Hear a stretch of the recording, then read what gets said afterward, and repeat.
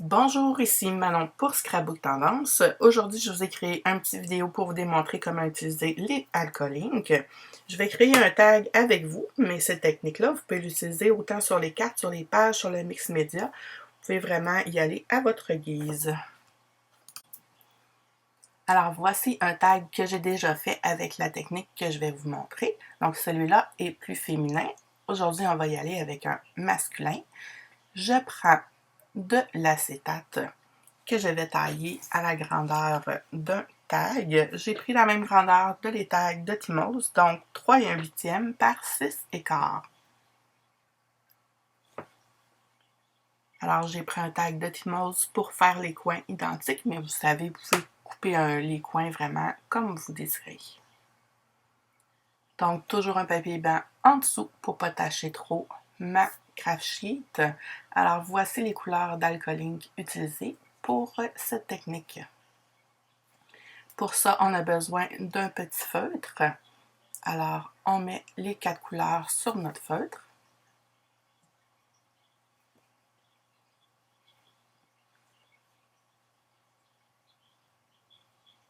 Et on tapote notre tag d'acétate. On tourne toujours un petit peu pour être certain de ne pas toujours avoir les mêmes modèles, vraiment les étampages identiques. On en met partout, on peut passer autant de fois qu'on veut. Si on voit qu'on veut une couleur de plus, on l'ajoute toujours sur la même feutrine, il n'y a pas de problème. On peut travailler avec pendant tout le projet.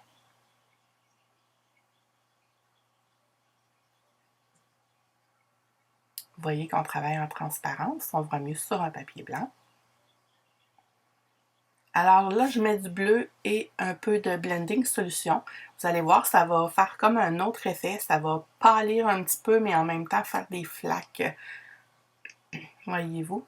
Ça fait vraiment un autre effet. Alors, ça ajoute d'autres dimensions à notre tag. Je trouve qu'il manque un peu de rouge. Vous voyez, j'ajoute toujours sur la même feutrine. Il n'y a pas de problème.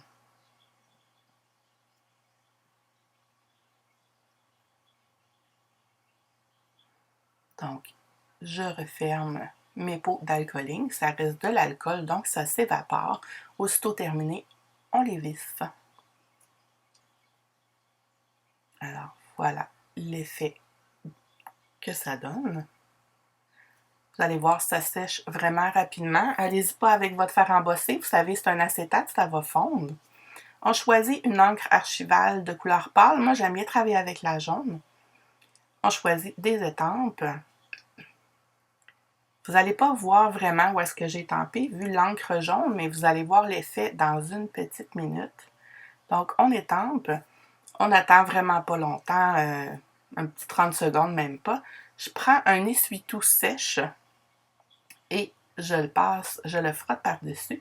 Ça l'enlève l'alcool où est-ce que ça l'est étampé. Regardez, on voit les feuillages sortir. Oups, on ne voit pas bien sur un carton noir. Je reprends mon carton blanc. Donc, vous voyez, mes feuillages que j'ai étampés ont ressorti. Alors là, je vais y aller avec une petite étampe texte. Je prends pas de l'encre noire parce que je trouve que des fois, quand j'efface, ça va tacher un petit peu mes encres. Alors, c'est pour ça que je vais vraiment avec un encre jaune. C'est la couleur pâle, là, ça fait vraiment bien. Alors, regardez, là, mon texte va ressortir. Dans le fond, on n'attend pas longtemps, juste le temps de laver notre étampe entre-temps. Et voilà l'effet. Le texte est sorti. On va y aller avec une petite étampe de battement.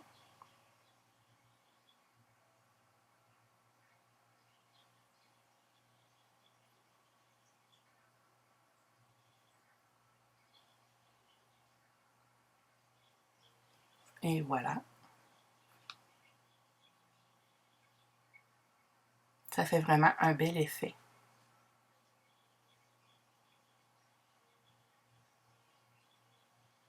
Je vais ajouter des petits ronds.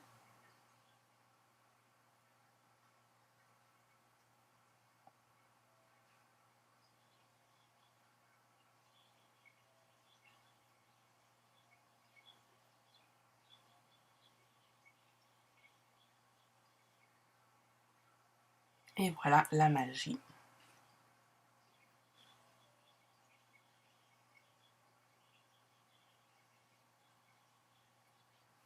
Alors, je choisis un chipboard. Ici, un chipboard, les 2000 Scrapbooking. J'ai pris de l'encre archivale. Je vais juste passer mon pad d'encre dessus noir. Ça va vraiment colorer mon chipboard. Très rapide comme technique. Un petit mot love. Alors, on va coller. J'aime bien la colle magique pour les chipboards. Une petite colle avec un embout très fin qui colle vraiment plusieurs surfaces. Alors, voilà pour mon battement de cœur. Le petit mot love en métal, on y va avec la colle chaude.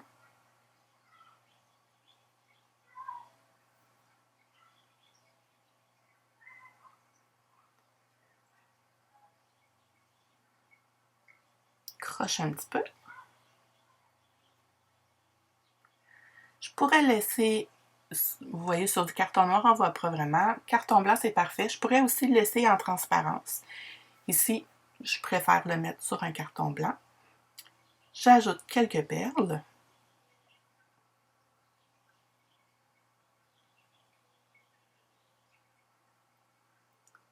Donc, pour être certain de ne pas avoir de colle au travers de l'acétate, ce que je fais, c'est que je le colle vraiment quand tous mes embellissements sont mis pour mettre de la colle seulement en arrière les embellissements. Vous voyez, il n'y en a pas partout. Il y en a juste à des petites places, mais ça va vraiment bien coller. Une fois sèche, il n'y a rien qui va bouger. Alors, il me reste juste à couper le contour de mon carton blanc.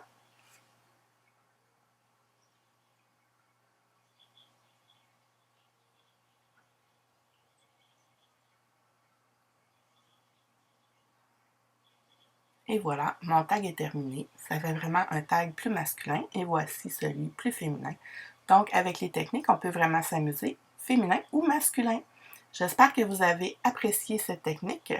Je n'hésite pas de venir nous montrer vos créations et nous donner vos commentaires. Merci, à bientôt!